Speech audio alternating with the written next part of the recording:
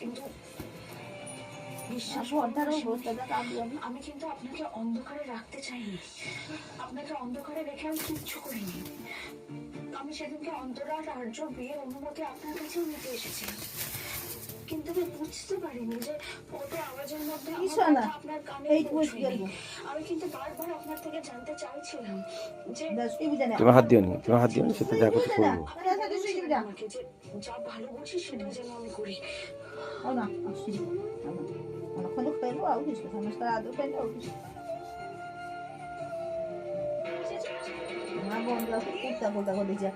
সে আর পাঠিয়েছে।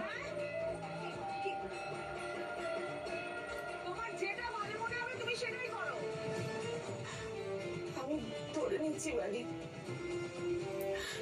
তুমি আমাকে অন্ধকারে রাখতে চাও,